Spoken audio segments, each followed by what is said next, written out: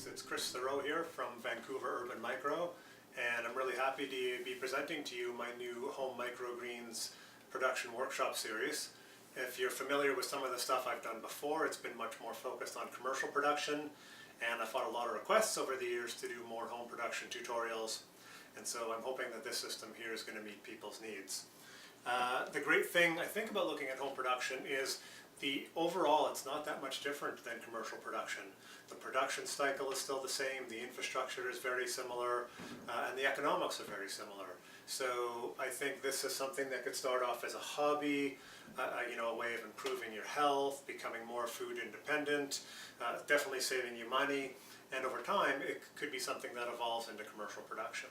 So hopefully this meets a wide range of needs and helps you better understand what microgreens production looks like.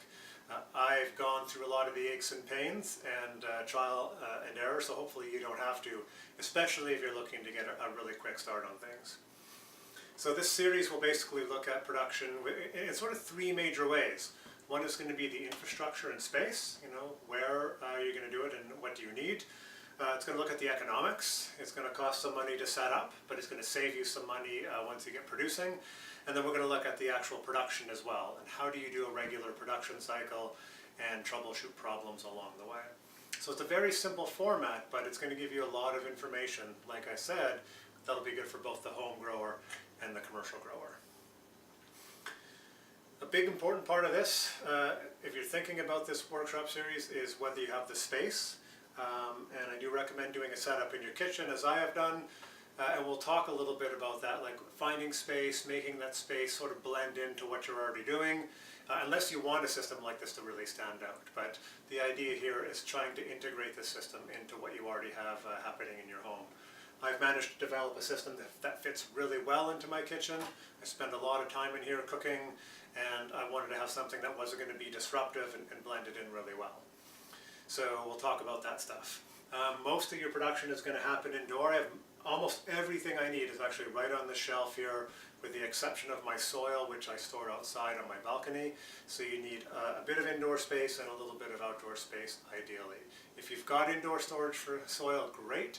But I'll probably do my soil and tray prep outside just to keep things a little cleaner inside. I may do some exploration with non-soil growing media. I am, however, of the opinion that food should be grown in soil, and I'm going to keep pushing that paradigm for as long as I possibly can. Just a few notes. Your ideal production space will be close to a window. Even though this system does have artificial lighting, having natural sunlight is going to make a big difference in crop quality. So that's really important to keep in consideration. I have a shelf here that's vertical, so I can keep all my stuff within a pretty compact space. But I could have done my system up here even if I wanted to. So there's lots of ways you can lay a system like this out in your home. I recommend doing it in your kitchen, but it could be done in a living room, a basement, a bedroom, a spare room, something like that. Those things get tedious after a while. And if you're thinking about commercial production in the future, this kitchen is more like a commercial production space, so it gets you in that sort of mindset. This system is going to cost about $700 to set up, and that may seem like a lot, but that is all your infrastructure plus seeds and soil for more than a year's worth of production. And in 1 year, if you were to do 2 trays twice a week, which you can do in this system, you can produce about $3,300 worth of product. So if you're looking to have fresh, high-quality microgreens and wheatgrass, as well as save money, this is going to do that. Your cost will only be about 20% of what your value is. So it's really going to save you a lot, especially if you're already buying microgreens or wheatgrass from another source. The advantage here is you're going to always get the freshest stuff, and you're going to know everything about it.